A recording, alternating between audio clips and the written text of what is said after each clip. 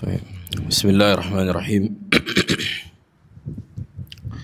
الحمد لله رب العالمين، والصلاة والسلام على رسول الله وعلى آله وصحبه ومن تبعهم بإحسان إلى يوم الدين. وبعد، فنواصل كتاب شرح السنة للإمام البربهاري رحمه الله تعالى. ثم قال المصنف رحمه الله: والإيمان بالأنبياء والملائكة. Kata beliau, di antara pondasi ahli sunnah di dalam akidah adalah mengimani para anbiya dan para malaikat. Naam, ini di antara rukun iman. Ini di antara rukun iman yang dimana apabila seseorang tidak mengimani adanya para anbiya atau para malaikat, atau tidak mengimani satu nabi di antara para nabi atau satu malaikat di antara para malaikat, maka dia kafir. Wa hadza bil ijma'. Sebagaimana Allah katakan di dalam Al-Qur'an di surah Al-Baqarah ayat 177, "Walakinnal birra man amana billahi wal yawmil akhir wal malaikati wal kitabi wan nabiyyin." Akan tetapi albir, yakni kebaikan, adalah siapa yang beriman kepada Allah, kemudian terhadap hari akhir, kemudian para malaikat, kemudian kitab dan para nabiyyin. Kemudian disebutkan dalam hadis masyhur ketika Jibril mendatangi Nabi alaihi salatu wassalam, sebagaimana yang dikeluarkan oleh Imam Bukhari. Apa kata Jibril? Ketika Jibril bertanya kepada Nabi, fa akhbirni anil iman, atau dia berkata mal iman, kemudian Nabi menjawab, al imanu an tu'mina billahi wa malaikatihi wa kutubihi wa biliqaihi wa rusulihi wa tu'mina bil ba'thi. Nah, iman itu engkau beriman kepada Allah, pada para malaikat, kitab, hari akhir, maksudnya biliqaihi, hari akhir, yaumil akhir, dan engkau beriman kepada takdir. Lafaznya bervariasi tapi maknanya sama. Ada variasi pada matan. Baik, sekarang apa makna an-nubuwah? An-nubuwah yakni anbiya jamak dari nabi, fa'ilnya. Kemudian masdarnya apa? Nubuwah. Nah, Allah Jalla wa'ala menyebutkan di dalam Al-Quran di surah Al-Ahzab ayat 40, "Ma kana Muhammadun aba'a ahadim min rijalikum walakin Rasulullah wa khataman nabiyyin." Sesungguhnya Nabi Muhammad, atau sesungguhnya Muhammad bukanlah salah seorang ayah di antara kalian, akan tetapi dia adalah seorang rasul dan penutup para nabi. Ini menunjukkan bahawa Nabi kita alaihi salatu wassalam adalah penutup dari seluruh nabi dan rasul. Makanya di antara konsekuensi syahadat Muhammad Rasulullah adalah mengimani bahawa Rasulullah adalah rasul terakhir. Maka barang siapa yang mengaku ada nabi setelah Nabi Muhammad alaihi salatu wassalam, maka dia kafir. Maka dia apa? Kafir bil ijma'. Atau dia membenarkan kalau dia mengaku dia nabi, sebagaimana yang terjadi sebagian daerah, muncul nabi di Subang, di Sukabumi, di ini, di itu.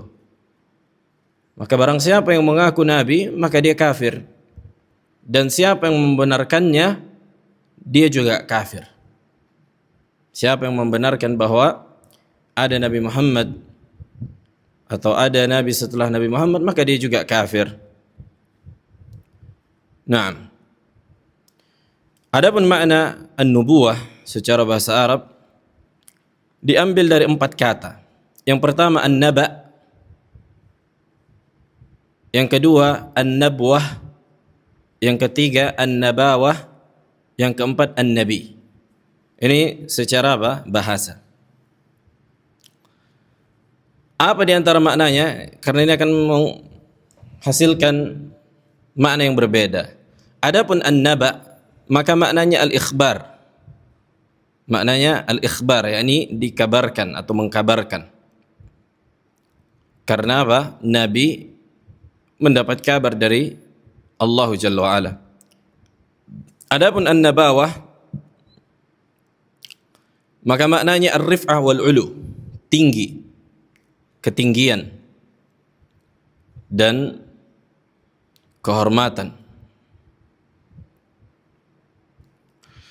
Adapun an-nabi, an-nabi tanpa hamzah, maka maknanya at-tariq, yakni jalan. Artinya jalan. Maka tiga makna ini menunjukkan makna yang seluruhnya dicakup oleh makna an-nabi, bahwa dia adalah yang mengkabarkan atau dikabarkan. Maka seorang nabi juga memiliki derajat yang tinggi di sisi Allah. Kemudian dia juga apa? Orang yang menunjuki kepada jalan yang lurus.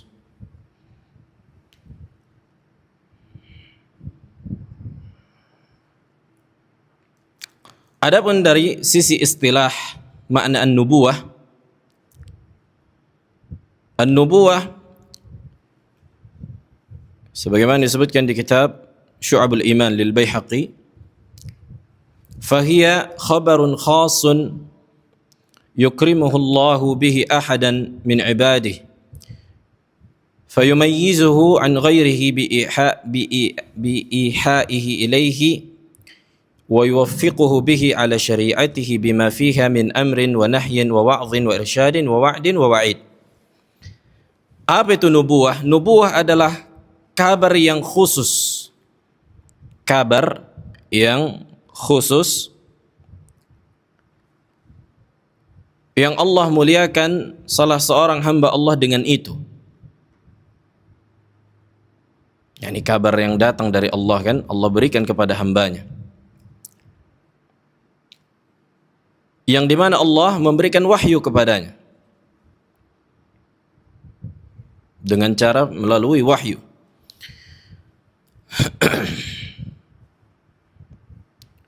Dan Allah pun memberikan taufik kepada Nabi ini untuk menjalankan syariatnya, yang dimana syariat ini terkandung di dalamnya apa? Perintah, larangan, nasihat, petunjuk, ancaman dan janji berupa kenikmatan. Itulah kesimpulan dari nubuwah. Jadi Nabi itu adalah perantara antara manusia dengan Rabb-nya pada ilmu. Nabi adalah perantara antara manusia dengan Rabb mereka dari sisi apa? Ilmu. Jelas. Bukan dari sisi ibadah. Artinya bukan kita jadikan Nabi kita perantara untuk beribadah kepada Allah, tapi ilmunya. Kita contoh Nabi, bagaimana Nabi apa? Beribadah. Kita ambil ilmu yang datang dari Nabi alaihi salatu wassalam.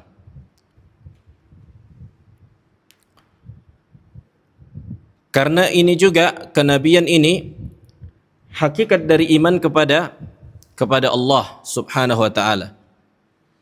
Karena bagaimana mungkin Allah Jalla wa Ala menciptakan langit dan bumi, menciptakan seluruh yang ada di antara keduanya, menciptakan manusia, kemudian membiarkan begitu saja? Enggak. Pasti ada perintah dan larangan. Pasti akan ada hari kebangkitan. Ini konsekuensi secara akal. Nah, kemudian apa makna an-nabi? Kalau tadi nubuwah, kenabian, sekarang nabi, yakni subjeknya, orangnya. Nah, ada sekitar 3 definisi yang disebutkan para ulama. Yang pertama, bahwa nabi itu adalah alladzi auha Allahu ilaihi bi syar'in liya'mala bih wa lam yu'mar bi tablighi. Nabi adalah orang yang Allah berikan wahyu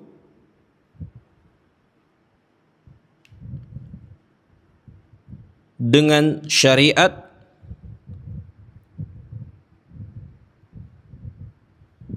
untuk mengamalkan syariat itu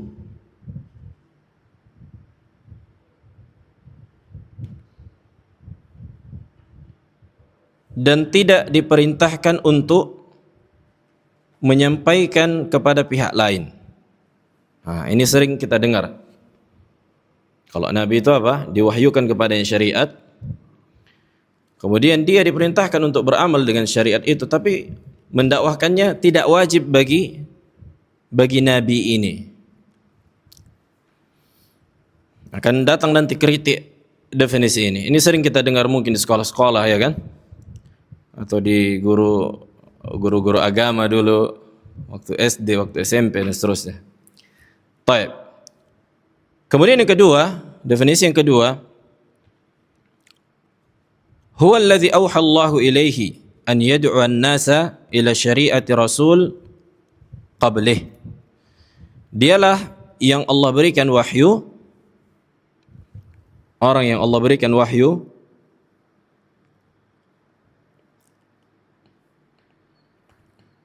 untuk mengajak manusia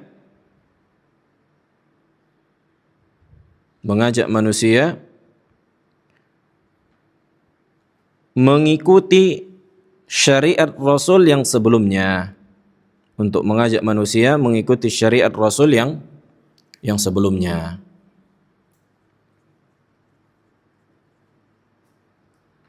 Dialah orang yang Allah berikan wahyu untuk mengajak manusia mengikuti syariat Rasul sebelumnya.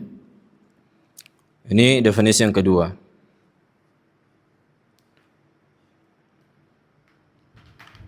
Kemudian definisi yang ketiga,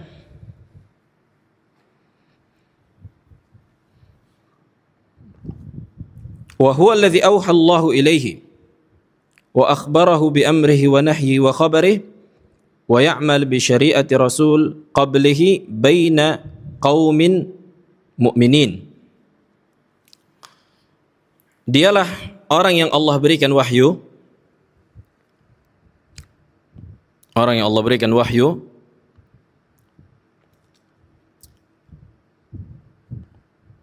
dan orang yang Allah kabarkan dengan kabar yang berisi perintah, larangan,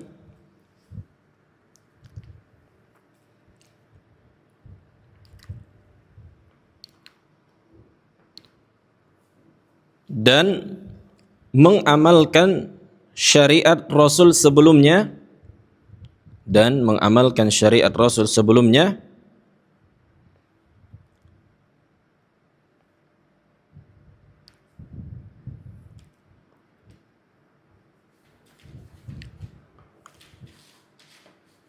serta diutus kepada kaum yang beriman. Diutus kepada kaum yang beriman.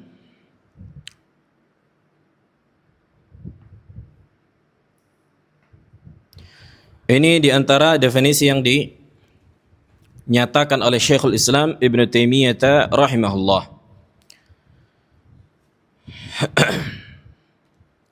Apa tadi yang disebutkan Ibn Taimiyah? Orang yang Allah berikan wahyu dengan syariat, kan gitu? Ya, ini dengan kabar yang mengandung perintah, larangan, kabar dan syariat Rasul yang sebelumnya kepada kaum yang beriman. Tidak harus sesuai dengan nas definisi, yang penting kita fahami intinya. Bahwa yang pertama tadi apa kita sebutkan? Definisi yang pertama, Nabi itu diwahyukan kepadanya dengan syariat, ya kan? Untuk beramal serta tidak diperintahkan. Ini yang menjadi perbedaan mencolok. Tidak diperintahkan untuk mendakwahkannya. Yang kedua, diwahyukan kepada orang yang diwahyukan kepadanya untuk mengajak manusia mengikuti syariat Rasul sebelumnya. Udah sampai di sini. Nah, yang ketiga ini dengan tambahan kepada kaum yang beriman. Kepada kaum yang beriman. Maka definisi yang ketiga ini yang lebih selamat dari i'tirad, yakni dari kritikan. Adapun definisi yang pertama, para ulama mengkritik dengan ayat di surah Al-Hajj. Allah menyebutkan wa ma arsalna min qablika min rasulin wala nabiyyin. Artinya tidaklah kami utus sebelummu dari kalangan rasul dan nabi. Menunjukkan bahwa nabi juga orang yang diutus dan diperintahkan untuk mendakwahkan apa yang diwahyukan kepadanya. Jadi kalimat lam yu'mar bitablighi tidak diperintahkan untuk menyampaikan isi wahyu yang datang dari Allah, maka ini tidaklah benar. Kemudian Syekh Saleh Al-Fauzan hafizahullah menyebutkan di kitab I'anatul Mustafid bahwa yang dimaksud lam yu'mar bitablighihi ay lam yu'mar biqital qaum al-mukhalifin. Tidak diperintahkan untuk memerangi kaum yang menyelisihi. Ala kullin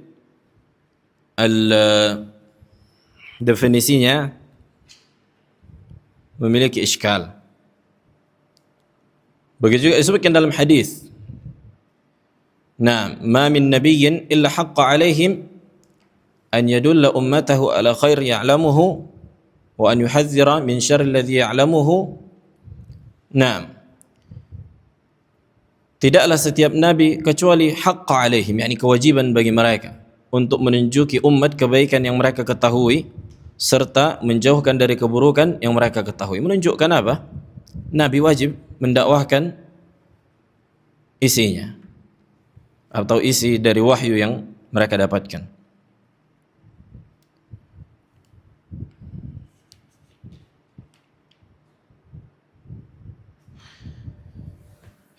Kemudian ada iskal Anda dapatkan. Tadi kita sebutkan apa definisi Nabi? Orang yang diwahyukan kepadanya wahyu. Kemudian apa? Diperintahkan untuk mendakwahkan syariat Rasul yang sebelumnya kepada kaum yang beriman. Nah, akan datang nanti definisi Rasul, bahwa Rasul apa? Diperintahkan menyampaikan isi dari wahyu atau syariat yang datang dari Allah kepada kaum yang menyelisihi, kaum kafir. Kalau Nabi kepada kaum yang beriman, akan tetapi tambahan ilmu, kan gitu. Kemudian Rasul apa? Kaum yang kafir, yang menentang. Kemudian disebutkan dalam hadis di kitab Tauhid masyhur, bahwa Rasulullah alaihi salatu wassalam ketika melihat, yakni bermimpi, dan mimpi Nabi adalah wahyu. Ketika melihat ada sebagian Nabi laisa ma'ahu rahat, yakni ada Nabi yang tidak memiliki pengikut. Menunjukkan apa? Berarti kaumnya membantah dia sehingga enggak mau mengikuti dia. Jelas. Menunjukkan juga berarti apa? Yang ana pahami, yakni ada Nabi berarti diutus juga kepada kaum yang kafir, sehingga apa? Kaumnya enggak mau mengikuti dia, kan gitu. Wah. Bayangkan, Nabi diutus kepada kaum yang kafir sehingga kaumnya tak ada satupun yang mengikutinya. Nah, makanya ini juga masalah perkara yang yakni bukan sesuatu yang seseorang ditabdi hanya karena kurang tepat dalam mendefinisikan Nabi, atau bukan perkara usul dalam akidah dalam tanda kutip definisinya, kan gitu. Tapi kita imani ada Nabi, ada Rasul. Makanya sebagian ulama tidak membedakan antara Nabi dan Rasul. Sebagian ulama kata mereka Nabi dan Rasul sama. Tapi yang lebih tepat, Rasul, semua Nabi, semua Rasul adalah Nabi, tapi tidak semua Nabi adalah Rasul. Kullu nabiyyin rasulun, walaysa kullu rasulin nabiyya.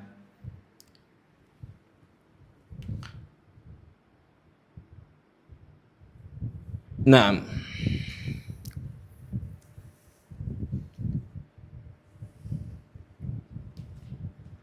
Baik, kemudian makna ar-rasul. Makna ar-rasul.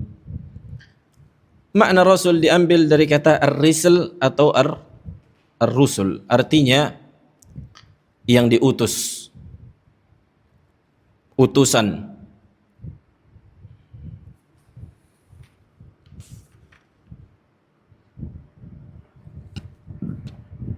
artinya yang diutus atau utusan.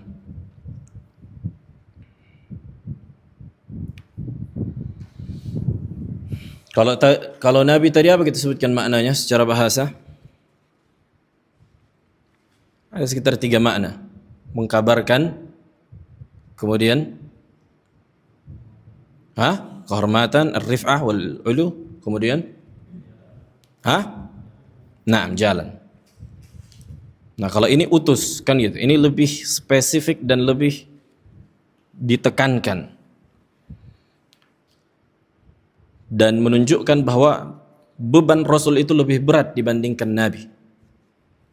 Dan tantangan yang didapatkan para Rasul lebih berat dibandingkan para Nabi.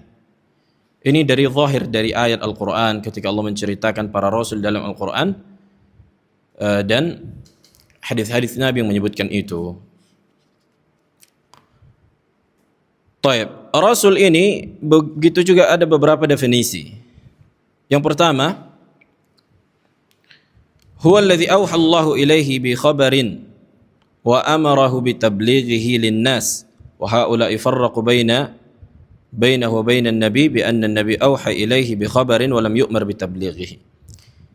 Nah, sebagaimana definisi yang pertama kita katakan bahwa ada ulama yang mengatakan nabi itu diwahyukan kepadanya atau dikabarkan kepadanya sebuah syariat tapi tidak diperintahkan untuk menyampaikannya. Nah, kalau Rasul, bagi mereka Rasul ini wajib menyampaikan. Ini satu. Yang perbedaan yang pertama dan antara Nabi dan Rasul yang pada definisi yang pertama. Itu aja bedanya. Kemudian yang kedua, huwa alladhi unzila ilaihi kitab wa syara' mustaqil ma'al mu'jizati allati tuthbitu biha nubuwatah. Definisi yang kedua, definisi Rasul, dialah yang diturunkan kepadanya kitab. Datang kitab baru nih. Dan syariat baru. Dan syariat baru. Kemudian ada tambahan mukjizat. Ditambahkan mukjizat untuk menguatkan dan menetapkan bahwa Rasul ini seorang Rasul dan Nabi. Yani memang benar-benar real utusan Allah. Makanya di antara fungsi atau hikmah dari mukjizat para Rasul itu apa? Ini real, ini utusan Allah nih. Nabi Musa alaihissalam membelah lautan. Ini bukan orang biasa kan gitu. Ini datang dari siapa? Dari Allah Jalla wa'ala.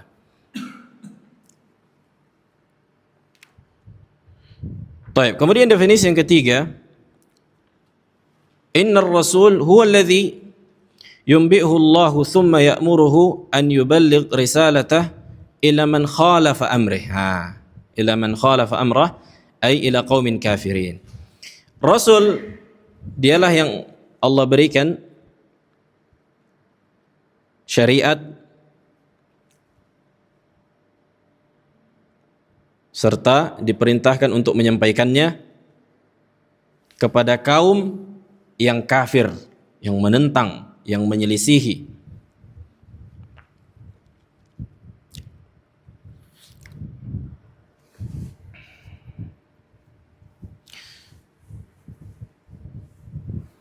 Definisi yang kedua tadi kita sebutkan bahwa Rasul itu apa tadi kita sebutkan? Definisi yang kedua masih ingat Abu Ayyub? Aywa, didatangkan kepadanya kitab baru atau syariat baru, ya kan? Ini iskal juga. Kenapa Nabi Yusuf? Ya, ini tidak, para ulama menyebutkan tidak didatangkan kepadanya kitab baru. Dia beramal dengan syariat Nabi Musa, Nabi Ibrahim alaihissalam. Nah, sebagaimana yakni Yusuf kana rasulan wa kana ala syariati Ibrahim. Yakni Nabi Yusuf rasul dia dan dia beramal di atas syariat Nabi Ibrahim, bukan ada syariat yang baru datang kepadanya.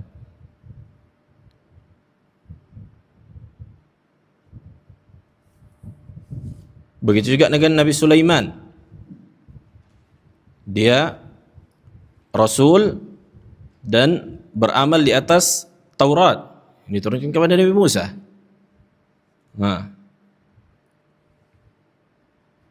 Allahu alam tentang definisi ini yang jelas sebagaimana yang disebutkan ini di antara cabang dari masalah kerasulan, maksudnya bukan sesuatu yang seseorang dibid'ahkan atau disalahkan.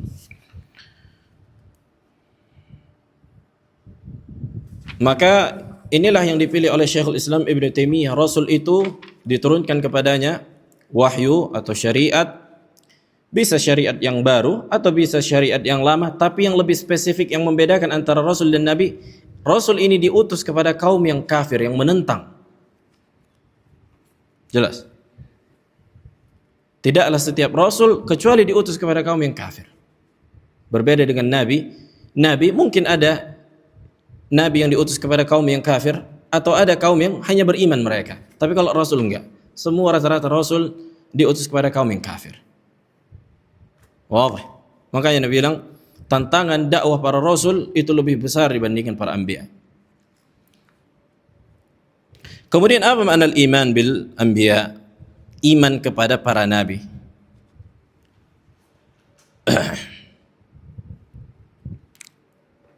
Yang pertama, wajib kita imani seluruh nabi dan rasul yang Allah sebutkan di dalam Al-Quran. Seluruh nabi dan rasul yang disebutkan di dalam Al-Quran.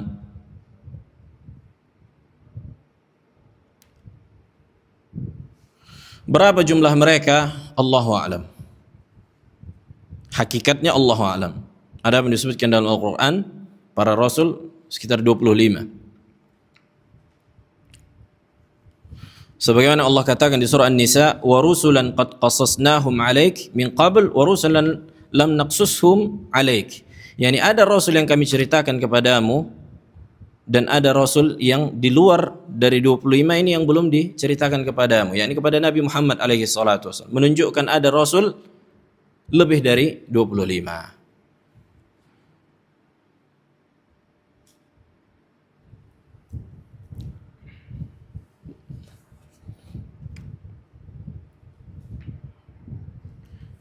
Kemudian wajib bagi kita mengimani seluruh rasul yang Allah sebutkan di dalam Al-Quran, dan bahwa apa yang mereka dakwahkan adalah kebenaran. Wadah. Bahwa seluruh yang didakwahkan oleh para rasul adalah kebenaran.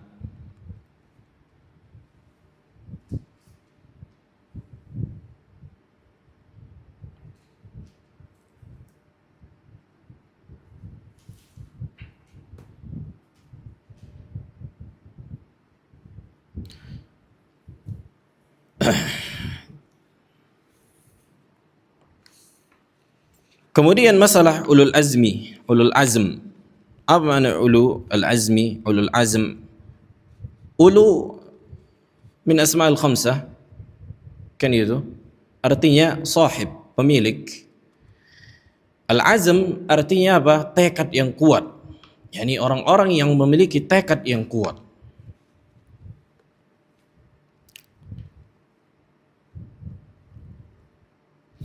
Para ulama berselisih siapa ulul azmi. Siapa saja ulul azmi, kan gitu. Ada yang tahu siapa ulul azmi? Abu Ikrimah? Nabi Nuh, terus Ibrahim, Musa, Rasulullah Muhammad alaihi wasallam, satu lagi Nabi Isa. Nah, ahsant. Disebutkan di sebagian riwayat bahwa ulul azmi adalah 5 orang ini: Nuh, Ibrahim, Musa, Isa, Muhammad alaihi salatu wassalam. Sebagian ulama mengatakan seluruh para rasul adalah ulul azmi.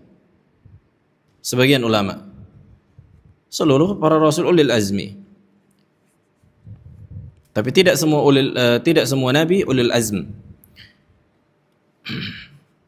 Adapun yang 5 orang ini tadi, para ulama beristidlal dengan ayat di surah Al-Ahzab ayat 7.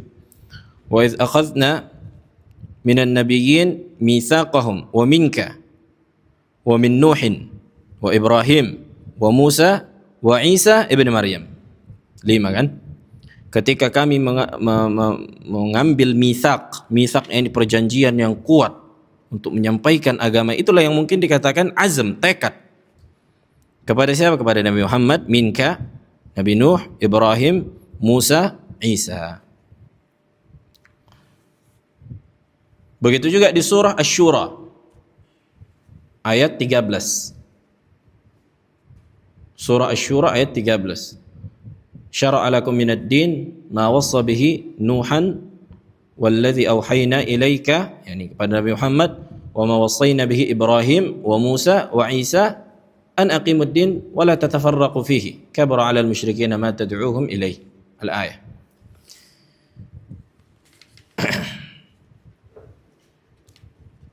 Baik. Kemudian definisi al-iman bin nabi. Definisi iman kepada nabi. Al-iman bir rasul atau bin nabi, kata beliau di sini sebagaimana disebutkan Syekhul Islam Ibnu Taimiyah di kitab Iqtida' Shiratal Mustaqim, huwa tasdiquhu wa ta'atuhu wa ittiba'u syari'atihi. Ada 3 perkara berarti: membenarkan Rasul, mentaatinya, serta mengikuti syariatnya. Inilah hakikat iman terhadap Rasul atau Nabi. Yang pertama apa? Membenarkan dengan hati, kan itu, bahwa kita imani bahwa ada suatu masa yang mereka hidup, yang sampai kepada kita ilmu mereka. Jelas. Kalau ada yang bertanya, Abu Rehan, mana buktinya bahwa Nabi Nuh hidup? Contohnya orang-orang ateis kan kayak gitu kan, sering mereka, mana bukti, mana dalil. Kayak mana membuktikan? Lihat, membuktikan maksud mereka di sini, karena kalau kita datangkan ayat, aku nggak percaya Al-Quran katanya.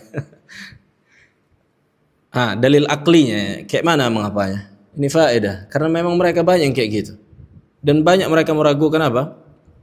Kenabian, kan gitu. Hatta Nabi Muhammad, kata mereka, mana buktinya Nabi Muhammad hidup? Atau Nabi Musa, Nabi Ibrahim. Kayak mana kira-kira jawabannya, Abu Rehan? Abu Akil. Abu Ikrimah.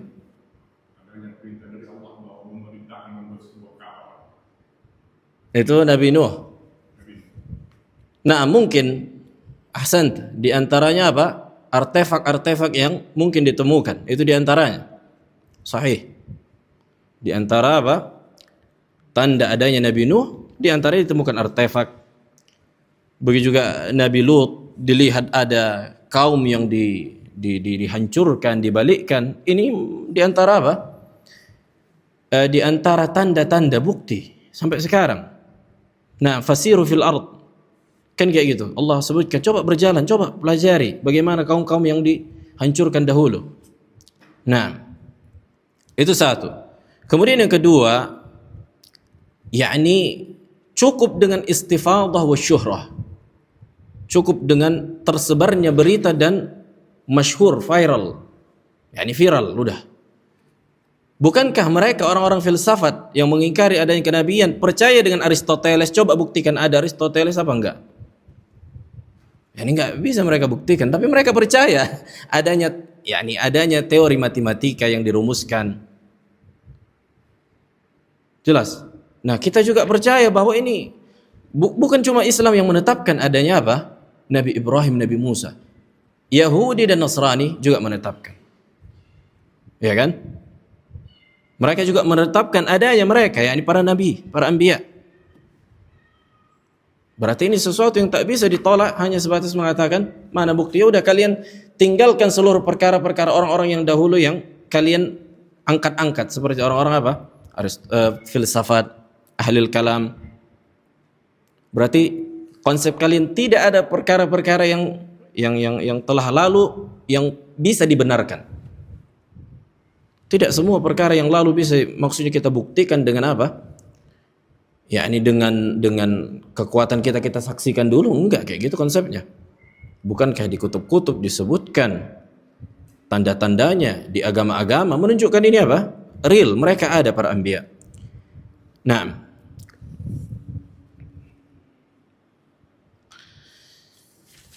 طيب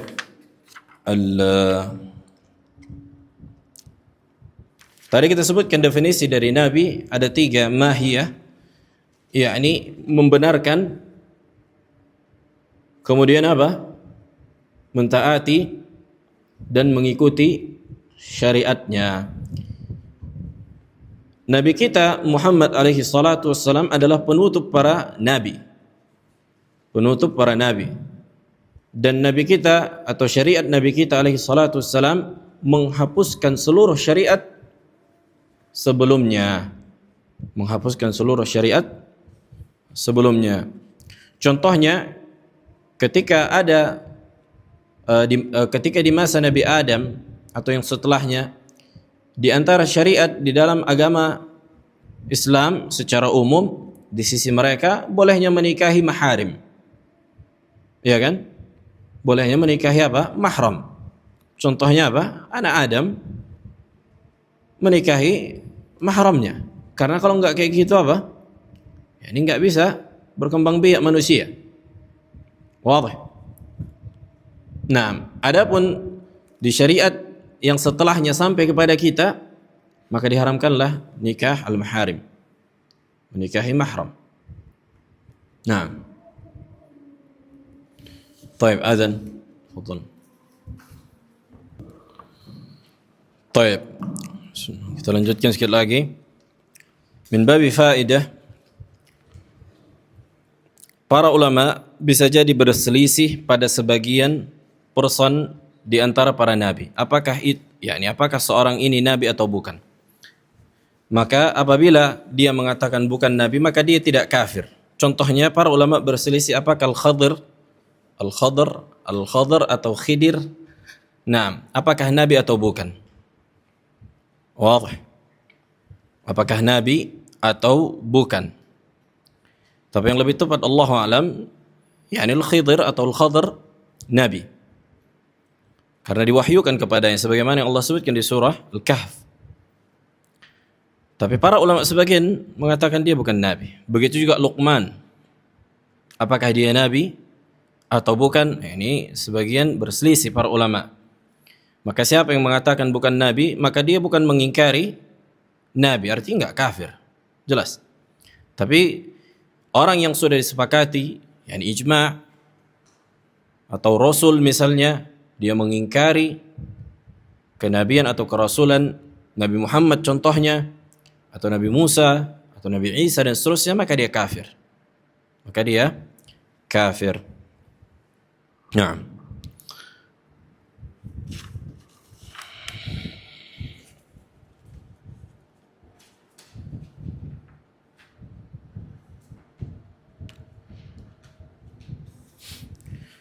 kemudian di antara kekhususan Nabi kita Muhammad sallallahu alaihi wasallam,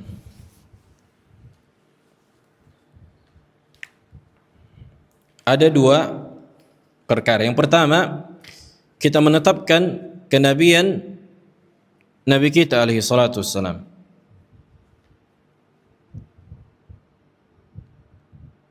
Maka ini mengandung 6 perkara. Ketika kita menetapkan kenabian Nabi kita, yakni tasdiq, mengandung 6 perkara. Ini faedah muhimmah. Yang pertama, membenarkan bahwa risalah Nabi Muhammad itu mencakup seluruh makhluk, yakni dari kalangan jin dan manusia.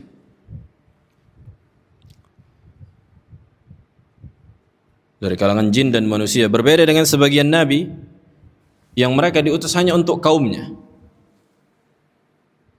Sementara Nabi kita full di muka bumi ini, bahkan para jin wajib mengimani apa yang dibawa oleh Nabi Muhammad sallallahu alaihi wasallam. Ini keistimewaan Nabi kita alaihi salatu wassalam.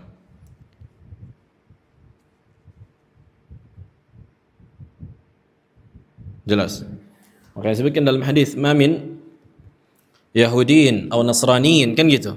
"Yasma'u bi wa lam yu'minu bima ursiltu bih illa kana min ashabin nar." Atau kama qala alaihi salatu wassalam. Tidaklah ada Yahudi, Nasrani kemudian mendengarku, mendengar tentang kenabianku dan tidak beriman kecuali dia menjadi kekal penghuni neraka. Kemudian yang kedua bahwa Nabi kita sebagai penutup para nabi dan para rasul, penutup para nabi dan rasul, maka tidak sah seseorang mengatakan, aku mengikuti Nabi Isa, aku mengikuti Nabi Musa, kan sama-sama nabinya itu, katanya misalnya. Enggak. Syariat mereka sudah dihapuskan oleh nabi yang terakhir. Siapa? Nabi Muhammad SAW. Wajib engkau ikuti risalah Nabi Muhammad. Makanya menganggap syariat sebelum Nabi kita yang berselisih dengan syariat kita dan itu dianggap sebagai syariat kita adalah bentuk kekufuran. Kenapa? Berarti engkau enggak beriman bahwa Nabi kita ini sebagai penghapus. Kan gitu. Sebagai nasikh yang menghapuskan syariat sebelumnya. Nah, kemudian yang ketiga,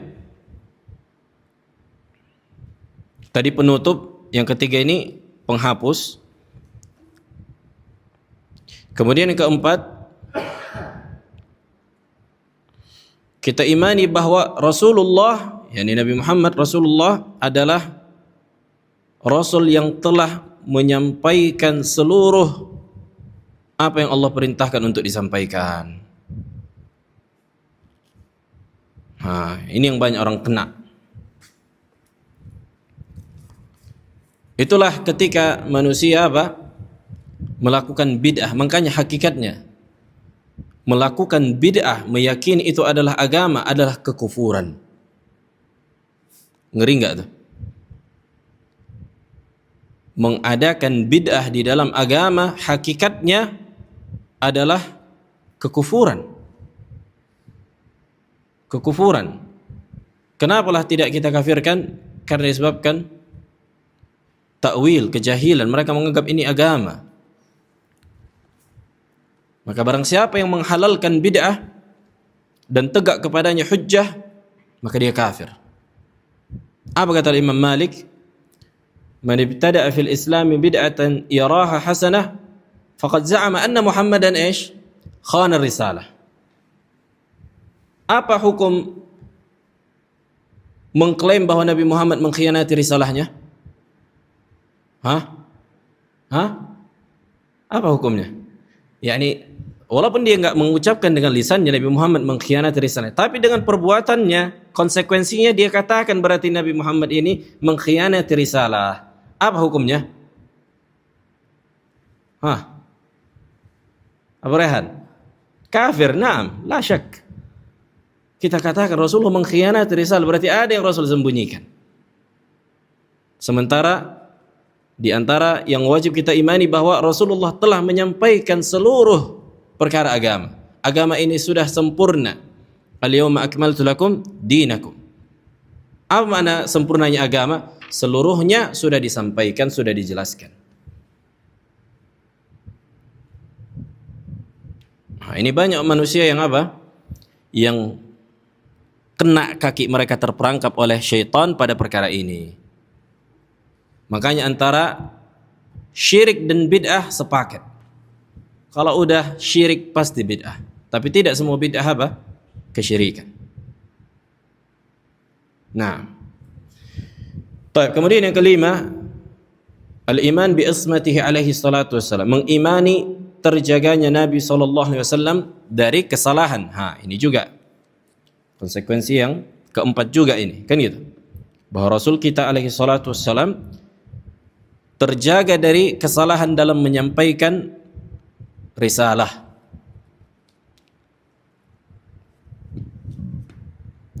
Karena ada sebagian sikap Nabi yang ditegur oleh Allah Jalla wa'ala. Artinya apa? Ketika Rasulullah sudah wafat, maka segala sesuatu telah dijelaskan. Karena kalau sesuatu itu salah atau keliru, pasti akan Allah tegur. Contohnya apa? Abasa wa tawalla. Ini kan teguran kepada Nabi alaihi salatu wasallam, ijtihad Nabi bahwa Nabi lebih mendahulukan orang-orang yang besar. Ya, ini para pembesar Quraisy kan gitu, karena ijtihad Nabi menganggap kalau mereka masuk Islam efeknya lebih besar. Kemudian Nabi berpaling dengan salah seorang sahabat dengan berbungkam masam. Allah tegur, lihat. Wadih. Tapi apakah ada perbuatan Nabi yang misalnya keliru dan tidak Allah tegur? Enggak ada. Seluruh sudah dijelaskan dan diterangkan. Nah. Kemudian yang keenam, al-iman bima lahu min huquq khilaf ma taqaddama dzikruhu ka mahabbatihi wa ta'zimihi. Mengimani hak-hak Nabi kita alaihi salatu wassalam, seperti mencintainya melebihi apa? Melebihi nabi yang lain. Sebagaimana disebutkan apa? Dalam hadis kan itu, hadis yang banyak. Ketika Umar berkata, "Ya Rasulullah, engkau adalah orang yang paling aku cintai setelah diriku." Dia mencintai dirinya, kemudian mencintai Nabi. "La ya Umar," kata Nabi, belum sempurna wahai Umar. Sampai engkau jadikan aku adalah manusia yang paling engkau cintai melebihi anak, orang tuamu, pasanganmu dan seluruh manusia ajma'in. Menunjukkan para nabi yang lain juga, menunjukkan Nabi kita alaihi wasallam adalah nabi yang paling kita cintai. Nah, bagaimana bentuk mencintai Nabi alaihi salatu wassalam? Abu Ayyub? Mengikuti sunnah. Naam, ahsant. Ini mengikuti, berusaha mengamalkan seluruh apa yang dilakukan Nabi. Itulah contoh nyata kecintaan, kan gitu. Ya kan? Ada pun mengatakan aku cinta Nabi di lisan, tapi engkau tabrak sunnah Nabi. Nabi perintahkan memelihara jenggot, engkau cukur jenggotmu. Kan itu. Terus apa lagi? Kebiasaan Nabi misalnya memakai pakaian di atas mata kaki, engkau lewatkan pakaianmu di bawah mata kaki. Kita enggak usah dulu bicara masalah hukum haram atau enggak. Ini sepakat perkara-perkara ini sunnah Nabi. Maka bukankah ini sudah cukup mengamalkan bentuk kecintaan kepada Nabi, kan gitu. Dan ini tergantung niat juga loh. Kapan jadi pahala? Bukan validitas. Sebagian orang karena takut dia misalnya dikatakan apa? Takut dicela oleh sebagian manusia, diangkatnya lah pakaiannya. Karena apa? Karena takut. Kalau di luar aku isbalnya aku. Cuma kalau di sebagian orang, berarti engkau belum jujur mencintai Nabi alaihi salatu wassalam. Nah, betapa banyak orang demikian. Gini tuh. Ketika di luar mulus jenggot, kayak perempuan. Nanti balik ke kampungnya misalnya ada orang-orang yang mengenal dia dari kalangan orang-orang yang ngaji. Ini kemudian apa? Panjangkan lagi. Maka ini belum jujur mencintai Nabi. Bahkan bisa jadi khawatirnya ini antara nifaq. Belum jujur dia, kan gitu. Karena orangnya takut dia. Tapi kalau bebas dia, nggak ada sunnah Nabi itu yang hidup di dirinya. Ini perlu dia apa? Diperbaiki lagi niat. Baik, kemudian yang kedua, tadi kan kita sebutkan yang pertama membenarkan kenabian Nabi, kan gitu. Maka mencakup 6 perkara yang kita sebutkan. Kemudian yang kedua, dalam masalah ittiba', mengikuti Nabi alaihi salatu wassalam. Artinya mentaatinya dan mengikuti sunnah atau syariat Nabi alaihi salatu wassalam.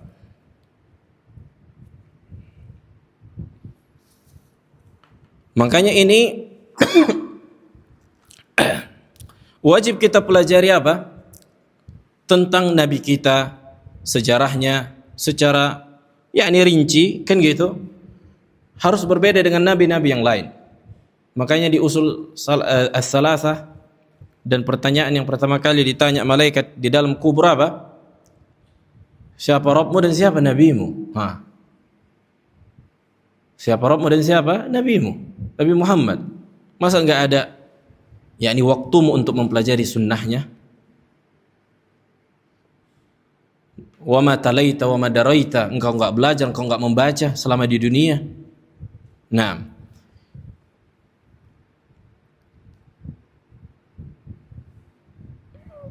yaqulu Syekhul Islam Ibn Taimiyah rahimahullah tentang konsep yang kedua tadi, yakni mengikuti sunnah atau syariat Nabi kita alaihi salatu wasallam. Kata beliau, yajibu 'alal khalqi al-iqrar bima jaa bihi Nabi alaihi salatu wassalam, yakni wajib bagi setiap makhluk, setiap manusia mengikrarkan atas apa yang datang dari Nabi kita alaihi salatu wassalam.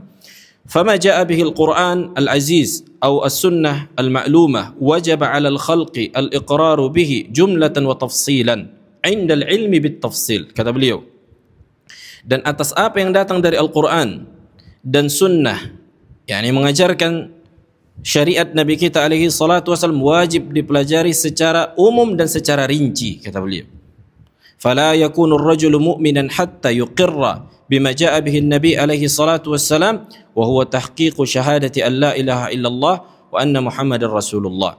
Maka seseorang tidak mungkin bisa beriman sampai dia mengikrarkan, meyakini dengan hati, lisan dan perbuatan atas apa yang datang dari Nabi SAW, dan inilah bentuk aplikasi syahadat alla ilaha illallah wa anna Muhammad Rasulullah. Faman syahida annahu Rasulullah syahida annahu sadiqun fima yukhbaru aw yukhbiru bihi anillahi ta'ala fa inna hadha haqiqatu syahadah birrisalah. Kata beliau, artinya wajib mengikuti apa saja yang datang dari Nabi kita alaihi salatu wassalam. Nah,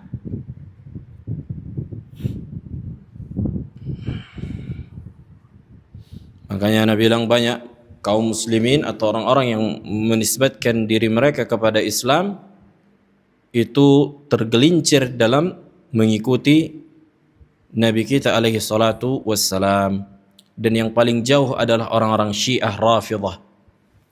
Subhanallah. Makanya mereka tidak memakai hadis apa? Bukhari, Muslim, Abu Daud, Ibnu Majah, At-Tirmidzi, ini enggak mereka pakai. Mereka bilang ini dusta yang diada-adakan. Hadis-hadis Nabi, bayangkan, dusta yang diada-adakan. Mereka malah menjadikan kitab mereka hadis khusus, nama Kitabul Kafi. Ini yang dipakai mereka, riwayat-riwayat dari para Syiah, para pendusta. Subhanallah. Makanya ketika Syekhul Islam Ibn Taimiyah, inilah makanya di antara pendorong Syekhul Islam Ibn Taimiyah menyebutkan bahwa apa? Yakni Asy'ariyah, Ahlus Sunnah, Maturidiyah, Ahlus Sunnah, karena mereka dalam syariat masih menggunakan hadis-hadis Bukhari, Muslim, Abu Daud, Tirmidzi, Ibnu Majah dalam syariat. Walaupun akidah bab asma' wa sifat mereka tinggalkan, mereka mengambil ucapan Aristoteles, Ahlul Kalam, tapi dalam syariat. Tapi kalau Syiah mana ada? Tak mereka pakai. Makanya salat tarawih mereka mengingkari. Orang-orang Syiah banyak memang apa? Secara amalan zahir mereka menyelisihi Ahlus Sunnah. Dari salat sajalah. Antum tengok, buka YouTube gimana Syiah salat. Tidak sedekap, banyak rukuknya, yang takbir ada satu orang berdiri, kemudian dia mentakbirkan gitu. Imamnya enggak takbir, dia yang membuat takbir. Yani secara mujmal mereka laysa minal muslimin, bukan di antara kaum muslimin. Nah, mereka wathaniyin, para penyembah patung, penyembah mayat di dalam kuburan. Taib, fi soal, karena masalah iman kepada para malaikat atau terhadap malaikat ini panjang. Beliau menyebutkan di sini tentang sifat-sifatnya, hubungan antara malaikat dengan manusia. Ini panjang di sini. Ini bagus, banyak hadis-hadis yang disebutkan. Nah, fi iskal, ada yang iskal? Fadhal. Fadhal, apa akil?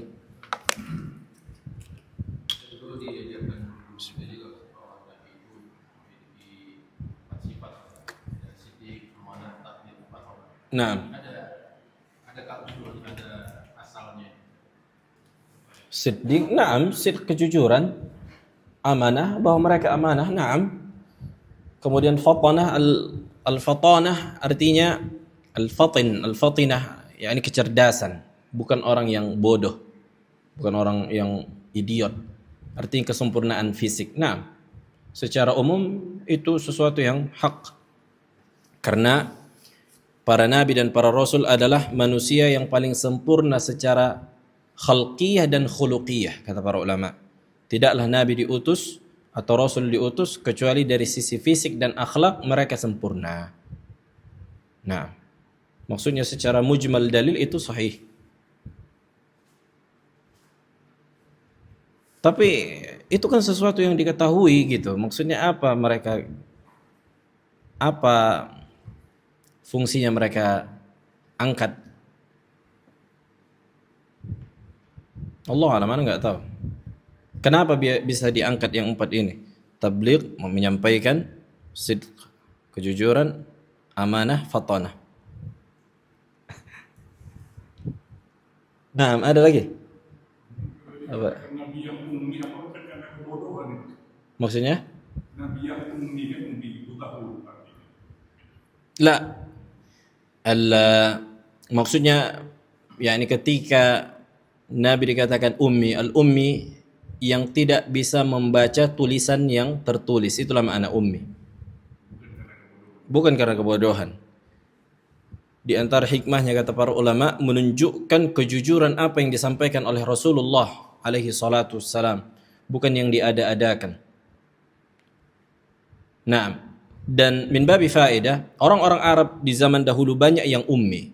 Bukan cuma Nabi alaihi salatu wassalam. Tapi orang-orang zaman dulu itu banyak enggak menulis tulisan gitu. Bukan semua, tapi banyak. Disebabkan kuatnya hafalan. Nah, dan bagusnya bahasa Arab. Kefasihan, al-fasahah. Tapi bukan semua. Nah, ada sebagian orang yang pintar dalam menulis. Karena memang tidak dibutuhkan. Dalam tanda kutip, masa kenabian itu Nabi enggak butuh menulis kan gitu. Nabi kita alaihi salatu wasallam enggak butuh untuk menulis. Atau enggak butuh untuk membaca. Karena apa? Langsung datang dari Allah melalui Jibril, wahyu. Nah, makanya Nabi setelah itu memerintahkan sebagian sahabat untuk menuliskan Al-Quran. Menuliskan Al-Quran. Ada ahlu al-ikhtisas di situ, orang-orang yang spesialis menulis, mencatat. Nah, itu bukan bentuk kekurangan, itulah dalam tanda kutip bukan sebuah mangqasah, bukan sesuatu aib ketika Nabi tidak membaca yang tertulis. Jadi membaca itu ada dua. Ada membaca ketika membaca ayat. Misalnya ketika imam membaca, apakah membaca dengan mushaf? Kan enggak kan? Tapi dikatakan juga yaqra. Nah, ketika membaca mushaf dikatakan juga membaca. Dua-duanya membaca. Nah. Baik, ada lagi? Fadhal. Bang Ihsan. Ada iskal? Hah? Naam.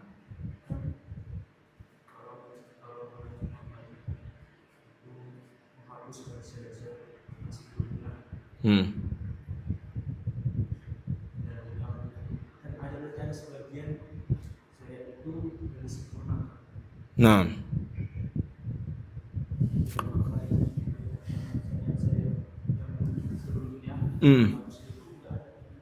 Gak ada yang tinggal gitu.